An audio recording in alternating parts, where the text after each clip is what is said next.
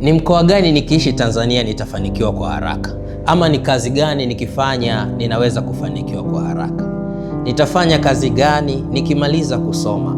Nipende kuwa rubani, kazi nzuri ya heshima. Nirushe ndege angani, nifikishe salama. Nikimaliza kusoma, nitafanya kazi gani? Niwe fundi cherehani au mwana usalama, au dawa dirishani, nigawe nimesimama. Wapatao ahueni, warudi nyumbani hima. Nikimaliza kusoma, nitafanya kazi gani? Kila kitu kina thamani, inategemea kiko mikononi mwa nani. Utakumbuka hata kwa yule Daudi, jiwe lilikuwa ni jiwe tu la kawaida dogo mikononi mwa Daudi, lilimuua Goliati. Sio kwa sababu lile jiwe lilikuwa na maajabu, hapana, lilikuwa ni jiwe la kawaida kabisa lililookotwa, lakini lilimuua Goliati kwa sababu lilitoka kwenye mikono ya Daudi, mikono iliyobarikiwa na Mungu mwenyewe. Utakubaliana na mimi hata kile kijiti kilichozama ile baada ya ile shoka kuzama majini, na wakati wa Elisha na wale wana wa manabii, mmoja analia, nafanya nini? Shoka limezama, na tazama hili shoka nililiazima. Hiyo ilikuwa ni ishara ya umaskini, kwamba sina uwezo wa kulipa hili shoka. Lakini Elisha akasema, wapi limezamia? Akarusha kijiti, shoka likaelea. Kijiti kidogo mikononi mwa Elisha, shoka likaelea.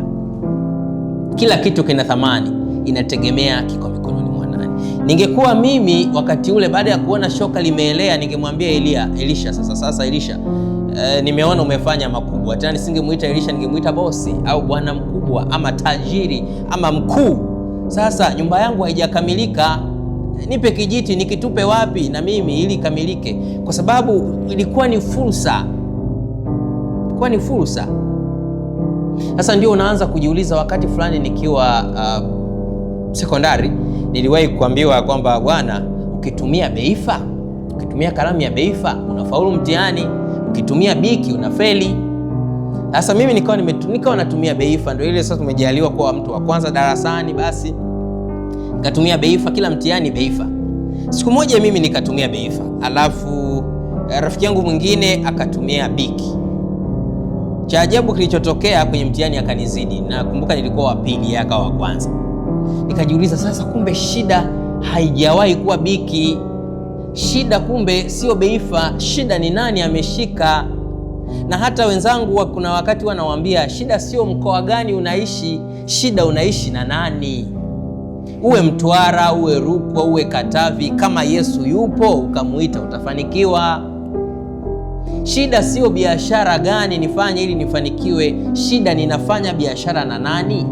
Shida sio kazi gani, shida ninafanya kazi na nani.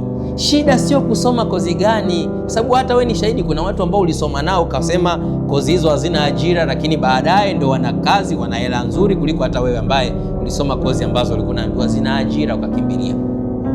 Kila kitu kina thamani, inategemea kipo mikononi mwa nani.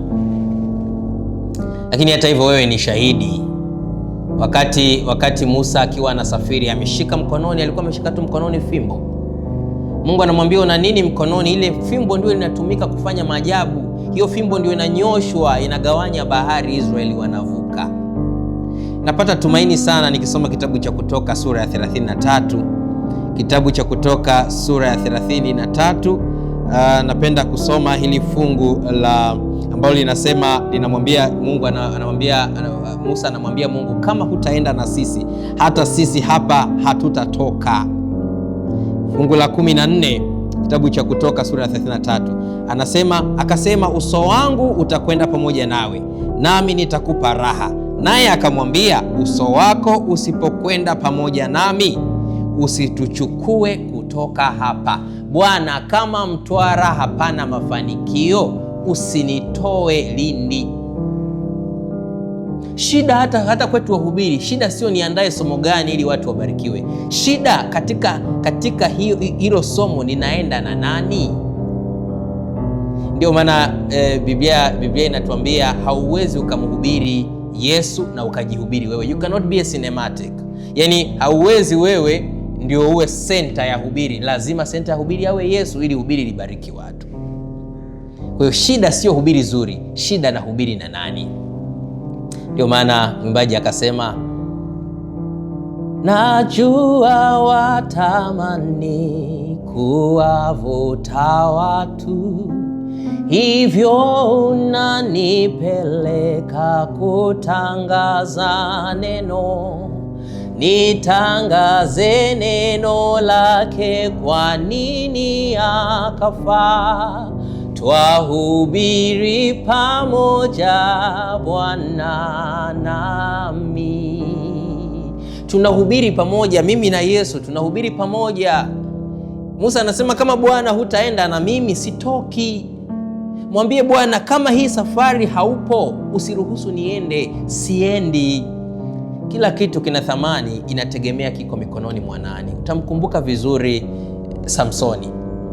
Shida haikuwa mwanamke, shida ilikuwa ni Delila. Alipoingia kwenye mikono ya Delila, thamani yake ikashuka. Adam na Eva bustanini walipokuwa kwenye mikono ya Mungu wakitembelewa na malaika, thamani yao ilikuwa juu, lakini mara walipoingia kwenye mikono ya shetani, wao hao thamani yao ilishuka. Kila kitu kina thamani, inategemea kiko mikononi mwa nani. Mimi ukiniuliza nitafanya kazi gani, ninakwambia fanya kazi ile ambayo utafanya na Yesu. Biashara gani? Fanya ambayo utafanya na Yesu. Mkoa gani ni mzuri nikienda nitafanikiwa Tanzania? Ni mkoa ambao Yesu yupo. Mungu akubariki.